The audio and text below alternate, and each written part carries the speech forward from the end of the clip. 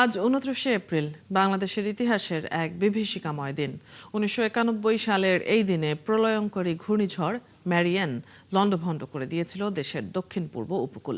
এতে প্রাণ হারিয়েছিলেন ১,৩৮,০০০-এর বেশি মানুষ। সেই মহাপ্রলয়ের ৩৫ বছর পূর্ণ হলেও আজও আতঙ্কে কেঁপে ওঠে কক্সবাজার উপকূলের মানুষ। কামরুল ইসলাম মিন্টুর প্রতিবেদন। ১৯৯১ সালের সে দিনটি ছিল সোমবার। সকাল থেকে আকাশ ছিল মেঘলা, আবহাওয়া গুমট, কিন্তু কেউ ভাবেনি সন্ধ্যার পর কতটা ভয়ঙ্কর রূপে ফিরবে এই গুমট ভাব। রাত বাড়ার সাথে সাথে বাতাসের গতিবেগ ও সাগরের উত্তাল ঢেউ গ্রাস করতে শুরু করে কুতুবদিয়া, মহেশখালী আর আনোয়ারা উপকূল। সকাল হতে চারদিকে শুধুই লাশের মিছিল।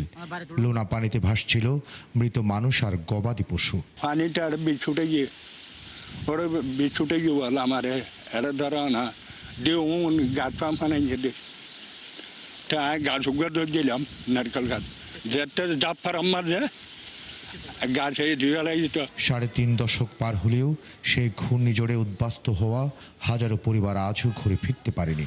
কারো আশ্রয় হয়েছে সরকারি আশ্রয়ন প্রকল্পে, কেউ বা বেছে নিয়েছেন পাহাড়ের পাদদেশ বা অস্থায়ী খাস জমিতে। এই যে পাথর দিয়ে যদি আমাদের একটা টেকসই বেড়িবাঁধের একটা ব্যবস্থা হয়, তাইলে আমাদের কিদের জ্বালামিটার চাইতে বিশেষ করে সেটা এর চাইতে বড় জ্বালামিটার মতো না কিছু আমাদের নেই। বেরিবেন না তাইলে আর আলসাট করি না পারি, বাচ্চা দুবার দেয় ইনসিরি যাগই কিছু করি না পারে। কক্সবাজার উপকূলের ৫৯৫ কিলোমিটার বেড়িবাঁধটি এখনও অরক্ষিত, চলছে জোড়াতালি দিয়ে।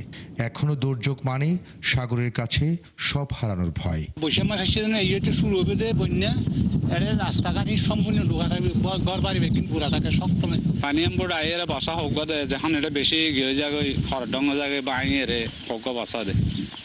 গত বছর মোটামুটি ৪২০০ বাসা দিয়ে আর ন দে, এইটা গোড়া মেলা। কক্সবাজার পানি উন্নয়ন বোর্ডের নির্বাহী প্রকৌশলী বললেন, কক্সবাজার উপকূলকে বাঁচাতে হলে টেকসই বেড়িবাঁধ দরকার।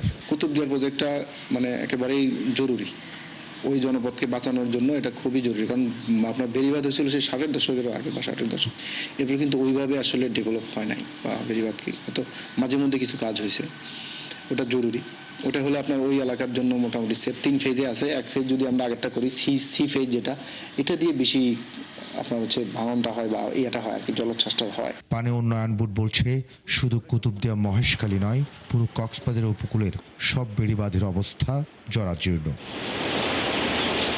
কামরুল ইসলাম মিন্টু, ৭১, কক্সবাজার।